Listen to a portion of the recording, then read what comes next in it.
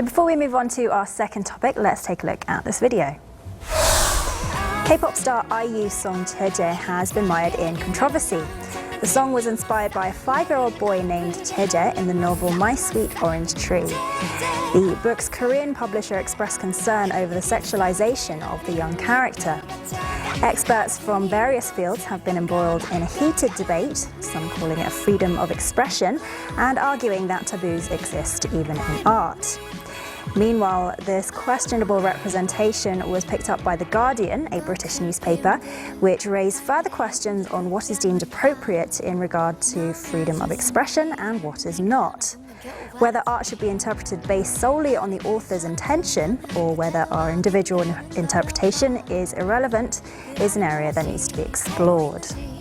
So the controversy over the song Zeze has turned into a wider debate about the interpretation of literature, whether we should always go along with the author's original intention or whether we're free to interpret it using our own imagination. So what are your guys' thoughts on this? Well, let me go on the record here and say pedophilia is bad. Goes without saying. But I do think that good art is interpretive. I think that, you know, whether it's visual art or music or theater, I think what makes it unique, what makes art special, is that everyone who views it or listens to it or watches it comes away with a different message. Now, of course, there's the matter of taste, which is very subjective. But, you know, and I think any author or artist should appreciate that their work has been interpreted in many different ways. Okay. Well, I have to say that the Sweet Orange Tree was one of my favorite books when I was a child, nice. and I saw the video and I read the translation of the lyrics of IU, and I don't think there's anything wrong about it. I mean, it's like you know, maybe it can be interpreted as the sexualization of that child, but it's not like that. You know, I think there's some kind of conservative movement that is getting crazy about everything, and now everybody can talk and criticize by internet. So everybody is like criticizing each other and trying to censor each other. So I want to say that I'm totally in favor of freedom of expression. I think that is totally stupid to try to censor an artist for what he or she says. Well, I think we should also keep in mind that there are plenty more vivid sexualizations of children in K-pop than this. Yeah. This is like not even close.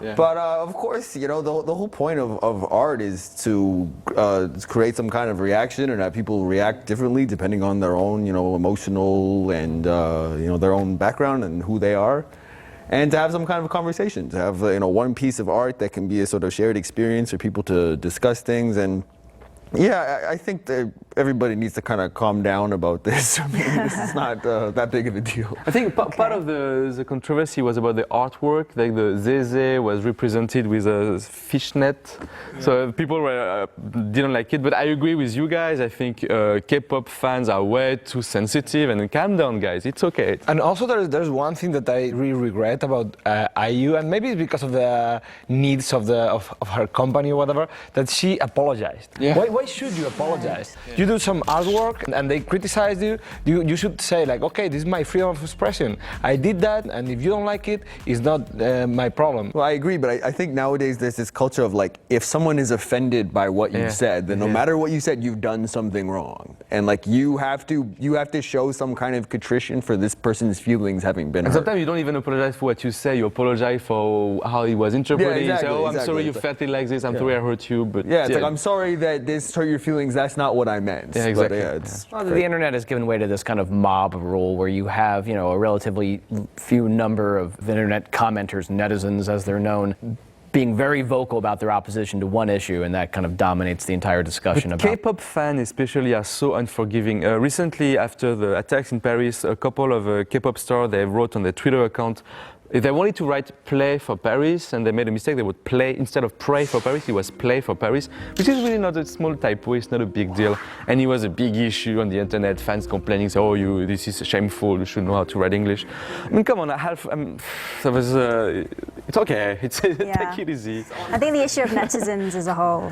Yeah, it's a different issue, I agree, maybe we should. But I think the good thing about this IU case is that I feel like a few years back she would have just been completely condemned, maybe she'd have to go I don't know, hide away for a few years. But I feel like it's brought about discussion at least, about the interpretation of literature. And a lot of people seem to be on her side.